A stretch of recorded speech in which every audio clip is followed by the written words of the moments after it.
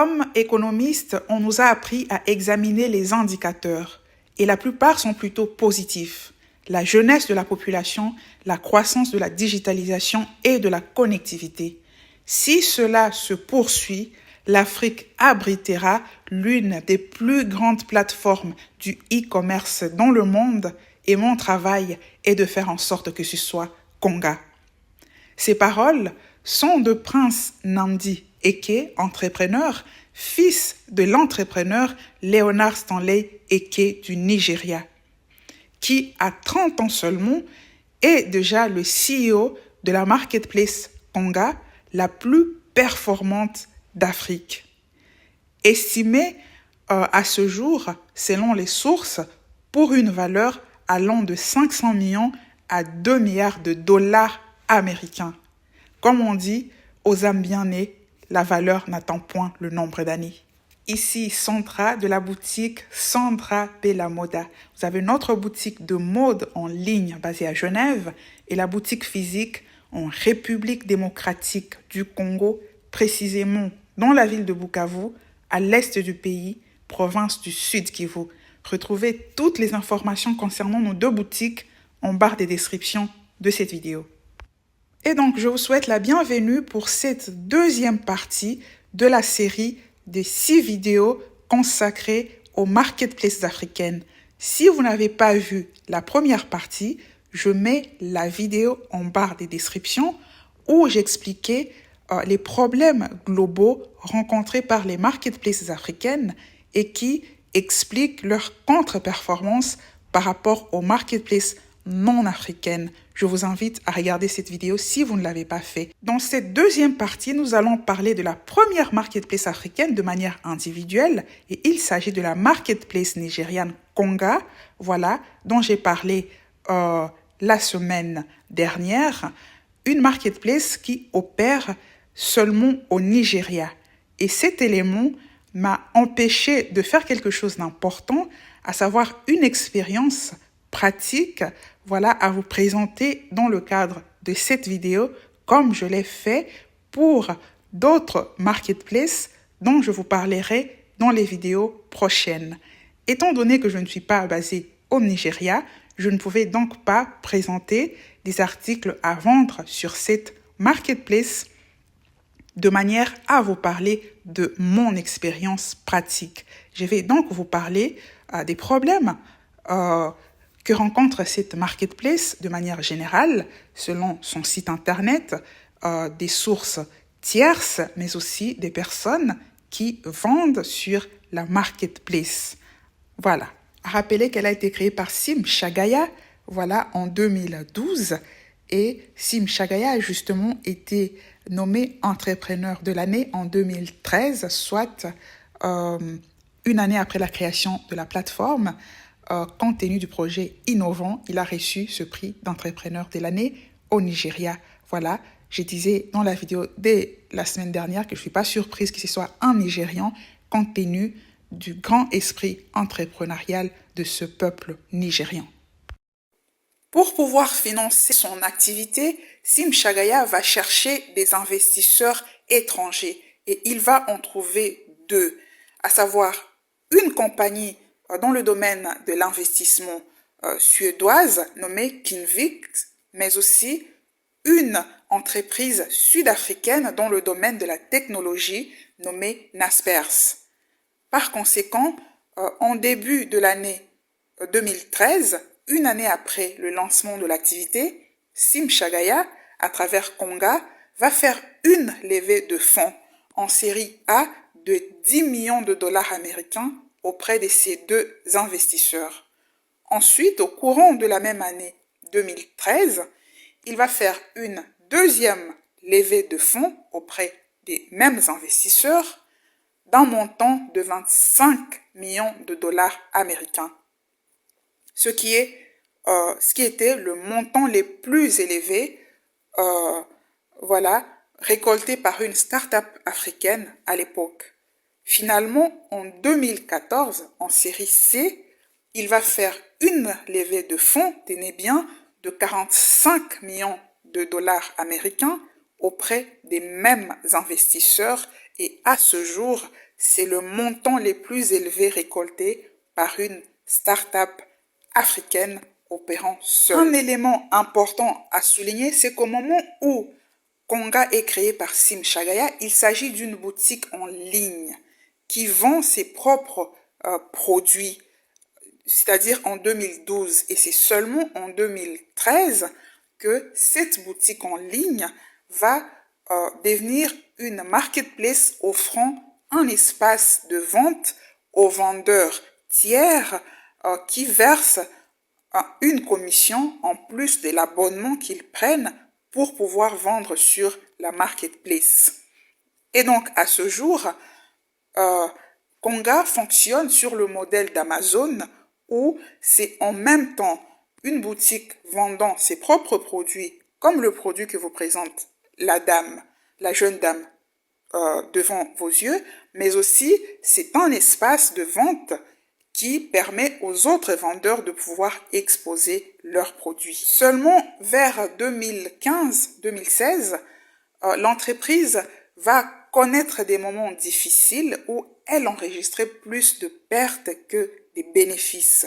Il va donc se poser la question de céder, voilà, la marketplace à un autre preneur et voilà comment va entrer en scène le groupe Zinox.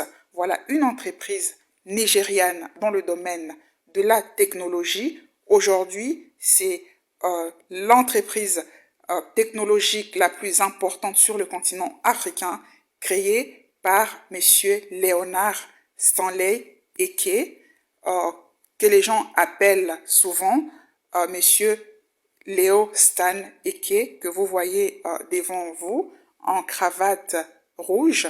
Voilà. Ce monsieur a créé le groupe Zinox en 2001, alors qu'il avait 45 ans environ. Voilà, il est issu d'une famille de classe moyenne. Il avait pour ambition, en tant qu'économiste, de percer dans l'entrepreneuriat, dans son domaine, dans le domaine, disons, de la technologie, et c'est ce qu'il va faire. Il va créer cette entreprise à la base pour la production des ordinateurs. Voilà, comme je le disais à l'introduction, aujourd'hui, c'est l'entreprise la plus performante, la plus importante dans le domaine de la technologie en Afrique. Voilà, le Nigeria, c'est un pays des superlatifs quand il s'agit de l'entrepreneuriat. Voilà, l'entrepreneur, la personne même la plus riche, la personne noire la plus riche, c'est un Nigérian, Aliko Dangote. Voilà, la marketplace créée par un afro-descendant la plus performante et nigériane. Et là, nous avons l'entreprise dans le domaine de la technologie la plus importante en Afrique, qui est aussi nigériane, le groupe Zinox de la famille Eke. Un bel exemple à copier dans d'autres pays africains, dont la RDC, où la plupart des grandes entreprises n'appartiennent pas aux nationaux, ce qui est vraiment dangereux. Voilà, c'était important de souligner cet élément.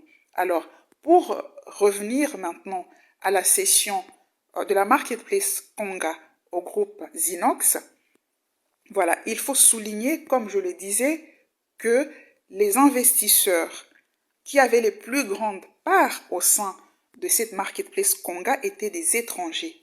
Voilà, c'était le groupe suédois Kenvik dont j'ai parlé, mais aussi l'entreprise Naspers. Et pour ces compagnies, il fallait céder l'entreprise, peu importe à qui en fait. C'était pas important que l'entreprise soit cédée, voilà, à des Nigérians du moment qu'il y avait paiement du prix. En revanche, pour Sim Shagaya, il était quand même important que l'entreprise soit cédée à des Nigérians et que la nation puisse conserver la propriété de ces projets qui étaient vraiment prometteurs. Et les investisseurs majoritaires, donc suédois et sud-africains, pour eux, l'entreprise pouvait même être cédée à la marketplace Jumia, qui est une marketplace allemande dont j'avais parlé dans la vidéo du week-end dernier. Et heureusement que le groupe Zinox va accepter, après des longues négociations, de pouvoir racheter cette entreprise, cette marketplace Konga. Et ici, je vais souligner, revenir sur l'élément important dont je parlais dans la vidéo de la semaine dernière, où j'expliquais l'importance de s'associer à ses compatriotes pour de tels projets. Parce que dans cette hypothèse-ci, si le groupe Zinox n'avait pas accepté, d'acheter cette marketplace, elle aurait échappé aux Nigérians. Voilà pourquoi je disais qu'il est impératif pour les Africains de mettre de côté leur individualisme et de pouvoir s'associer pour réunir les fonds à investir dans des grands projets, de manière à ce que ces projets soient la propriété des nationaux du pays concerné. C'est un élément vraiment important, parce que quand on regarde, en fait, il y a beaucoup d'hommes riches au Nigeria, et s'il y avait une volonté dès la base, Sim Shagaya aurait pu trouver du financement auprès de ses compatriotes, de telle sorte que, peu importe la situation qui pourrait arriver, l'entreprise puisse demeurer entre les mains des nationaux. Voilà. Et donc, en 2018, la marketplace Konga va avoir un nouveau CEO en la personne de Prince Nnamdi Eke. Voilà, que vous avez devant vous en image. C'est, vous l'avez compris, le fils de Leonard Stanley Eke. Il faut noter que, comme son père, il est lui-même entrepreneur dans l'âme. On dit, les chiens ne font pas des chats.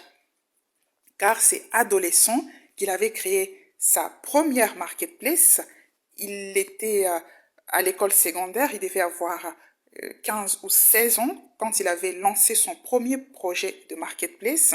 C'est quelque chose qui l'a toujours intéressé, c'était une passion dans son cas. Et donc, lorsqu'il va y avoir cette opportunité de pouvoir acquérir la marketplace Konga par le groupe Zinox de son père, il sera en ligne de front pour les négociations, alors qu'il avait presque 23 ans seulement à l'époque, voilà, et il va contribuer à la cession de la marketplace.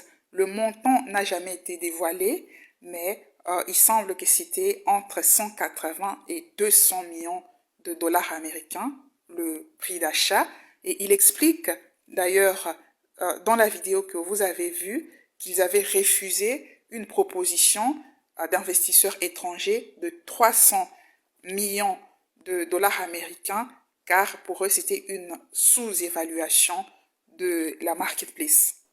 Aujourd'hui, ils ont remis la marketplace en bonne voie avec 1500 employés, alors qu'au moment de sa création, il y avait seulement 20 employés. Voilà. L'année dernière, le magazine Forbes a estimé la valeur de la marketplace à 2 milliards de dollars américains. Et le groupe Zinox est évalué également à 1 milliard de dollars américains. Maintenant, nous allons passer à l'étape suivante, la dernière, où nous allons examiner les points forts de la marketplace, mais aussi et surtout les points faibles qui demandent une amélioration. Voilà. Alors, personnellement, j'ai identifié 5 points forts pour la marketplace Konga. Il en existe peut-être d'autres que vous connaissez.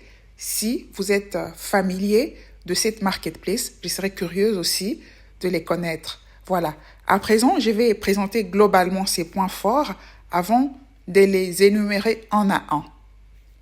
Et donc, en premier lieu, nous avons le fait qu'il s'agit ici d'une propriété nigériane. La marketplace appartient aux Nigérians. Ensuite, deuxièmement, il y a peu de produits interdits de vente sur la plateforme. Troisièmement, nous avons un large choix d'abonnements. Quatrièmement, il y a un système de paiement excellent. Enfin, cinquièmement, nous avons un service de livraison impeccable. À présent, nous allons pouvoir examiner brièvement chacun de ces points forts de manière individuelle. Et donc, pour ce qui est du premier point fort, il faut souligner le fait que Konga appartient à 99% de parts au groupe Zinox, qui lui-même appartient à la famille Eke, une famille d'entrepreneurs dans l'âme. Ça, c'est vraiment quelque chose à encourager, que l'on voit très souvent chez les Nigérians, surtout quand on compare la situation aux autres pays, dont la RDC, où l'essentiel de grandes entreprises dans tous les secteurs clés de la vie nationale appartiennent aux étrangers. Ce qui est dangereux étant donné que l'économie du pays est entre les mains d'étrangers qui vous soumettent alors à leur bon vouloir pour la marche de votre pays. Il s'agit ici d'un élément à modifier par rapport à la RDC.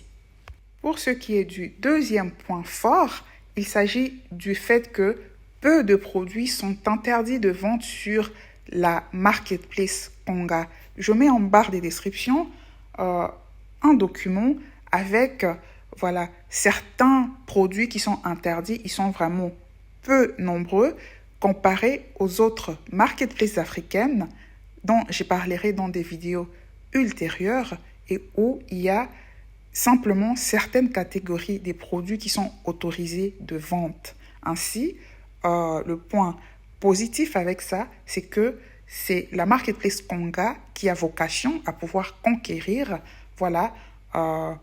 une grande part des marchés, étant donné que beaucoup des vendeurs pourront y exposer leurs produits compte tenu du fait qu'il y a peu de restrictions. Voilà.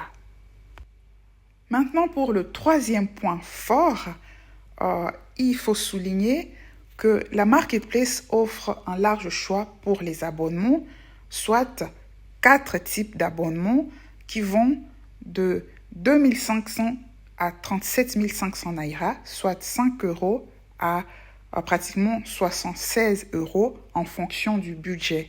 Voilà, et la différence entre ces abonnements, c'est surtout au niveau du type de publicité que le vendeur pourra faire concernant ses produits. Voilà, donc la différence, ce n'est pas au niveau de la quantité des produits que vous pouvez vendre. Pour chacun de ces abonnements, vous avez les droits de vendre tous les produits autorisés, mais la différence est au niveau des possibilités que vous avez pour la publicité. Je mets en barre des descriptions un document qui explique cet élément plus en détail. Ensuite, le quatrième point fort se rapporte au système de paiement, notamment à travers l'application Konga Pay qui permet aux clients qui ne veulent pas inscrire leurs coordonnées bancaires au moment de payer d'utiliser cette application qu'on peut comparer par exemple à PayPal. Voilà. Un autre élément souligné, c'est que sous certaines conditions, les clients ont le droit de retourner la marchandise dans 7 jours après réception, notamment en cas de marchandises défectueuses, ce qui signifie qu'après paiement, l'argent du client est reçu par le système Konga Pay de la marketplace et c'est seulement après 7 jours, s'il n'y a pas retour, que le vendeur va recevoir son argent de la marketplace, un système qui permet de mettre les clients en confiance. Enfin, le cinquième point positif se rapporte au système de livraison de Konga qui a été plusieurs fois considéré comme le meilleur au Nigeria. Voilà, la marketplace offre la possibilité soit d'utiliser la livraison Keep on Shipping de la marketplace KOS. Et donc là, c'est les services de livraison de la marketplace Konga qui va aller livrer le colis et vous payer de l'argent pour ça. Une autre possibilité, c'est le Self-Fulfillment by Konga qui vous permet de livrer vos colis vous-même, mais vous avez un délai de 3 jours pour pouvoir le faire. Voilà. Et à présent, nous allons pouvoir passer à l'étape suivante où nous allons examiner les points faibles du système à améliorer. Et donc, parlons des points faibles. J'en ai identifié 3 pour la marketplace Konga. Le premier, c'est la limitation géographique dont j'avais déjà parlé dans la vidéo de la semaine dernière. Ensuite, il y a un système de commission complexe. Enfin, nous avons une clientèle nationale faible.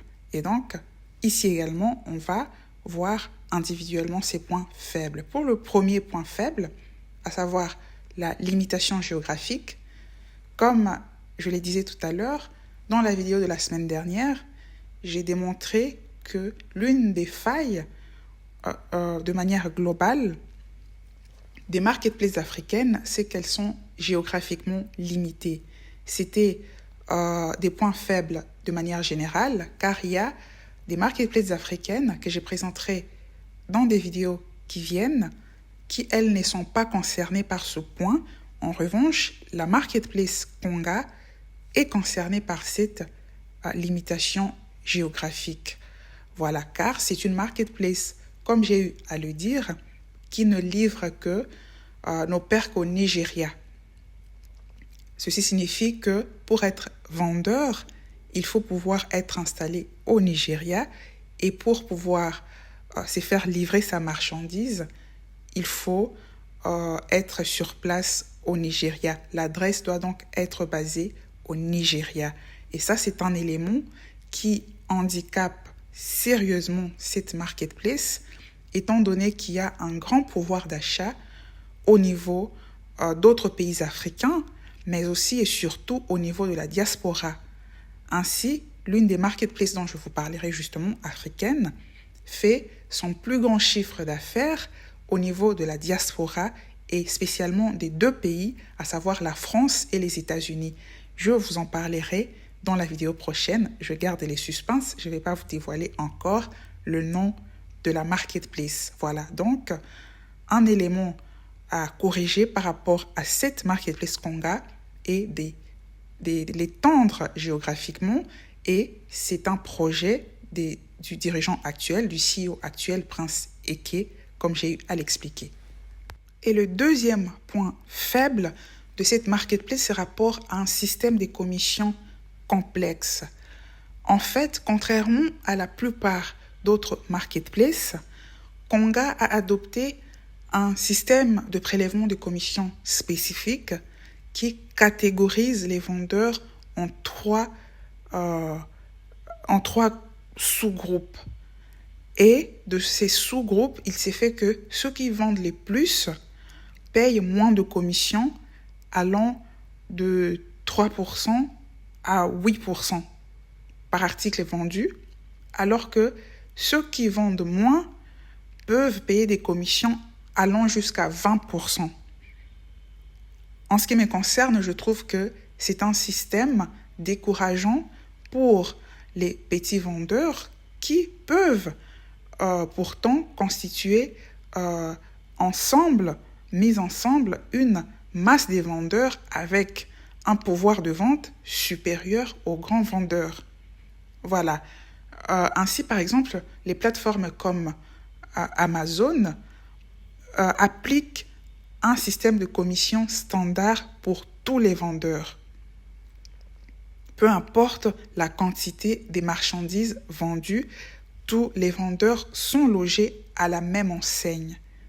Je pense donc qu'il est très important pour la marketplace Konga de copier ce modèle qui semble fonctionner pour ces autres marketplaces, et l'une des raisons de la contre-performance de Konga se situe, à mon sens, à ce niveau-là par rapport à ce système qui est vraiment décourageant pour une bonne partie des vendeurs.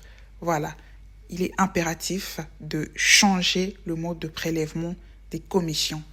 À ma connaissance, Konga est la seule marketplace à appliquer un tel système.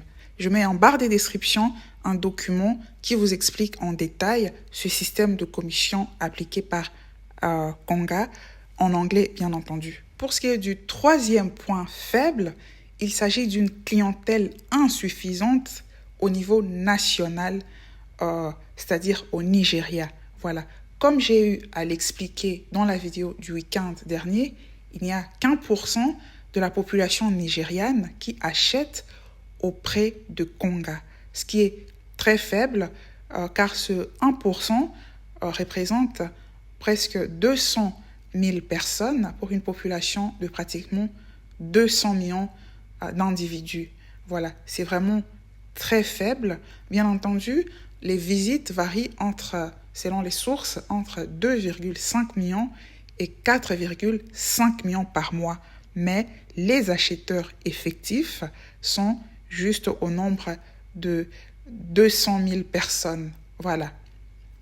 Ce qui est, comme je le disais, très faible. Et je pense que l'une des raisons pour lesquelles l'entreprise a dû être cédée pour contre-performance se situe à ce niveau-là où les dépenses étaient au-delà des revenus faits sur la plateforme. Et pour pouvoir le changer, il faut déjà avoir plus de vendeurs, voilà, conclure des partenariats avec des vendeurs qui ont déjà des boutiques physiques, des entreprises physiques, et les convaincre en leur proposant des deals gagnant-gagnant, leur proposer de vendre aussi sur la marketplace de manière à accroître le nombre des vendeurs. Et vu que ce sont des gens qui ont déjà des clients pour leurs entreprises physiques, ils vont attirer leur clientèle sur la plateforme. Il est vraiment impératif de faire des changements à ce niveau-là et d'acquérir le plus de clients possibles.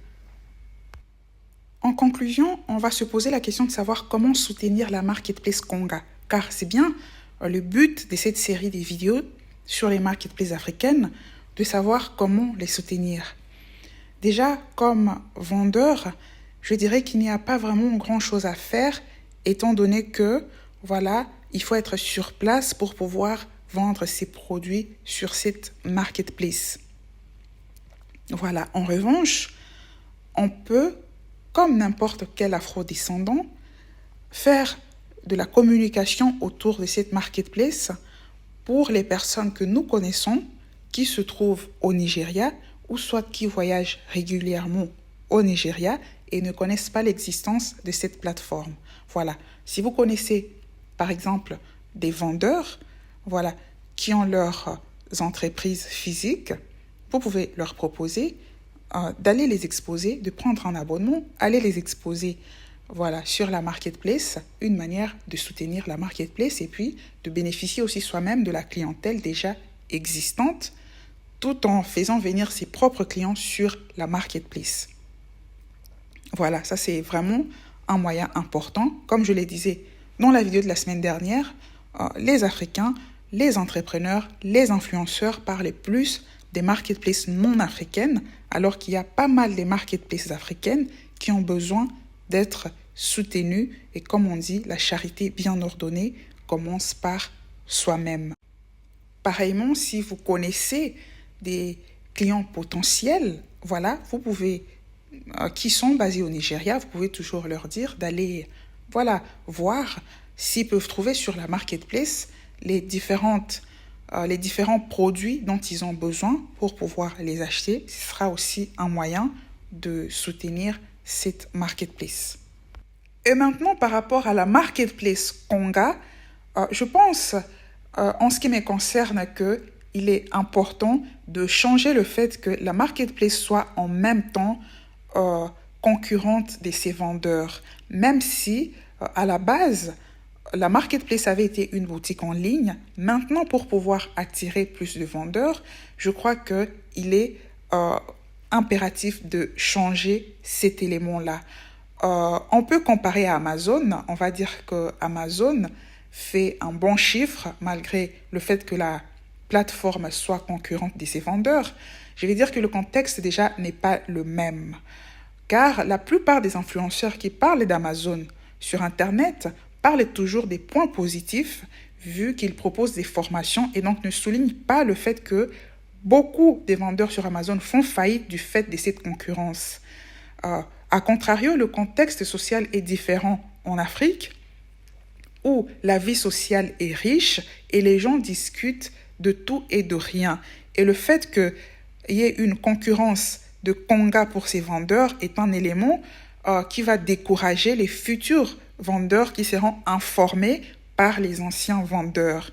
Par ailleurs, notre objectif est d'accroître la richesse, voilà, parmi les populations africaines. Donc, nous n'avons pas ici à copier les failles d'un système comme Amazon. Et voilà, nous sommes arrivés à la fin de cette vidéo. Je vous remercie de l'avoir suivi. Je vous donne rendez-vous comme d'habitude pour le week-end prochain où je vais vous parler d'une autre marketplace, sujet intéressant que vous allez découvrir le dimanche. Au revoir.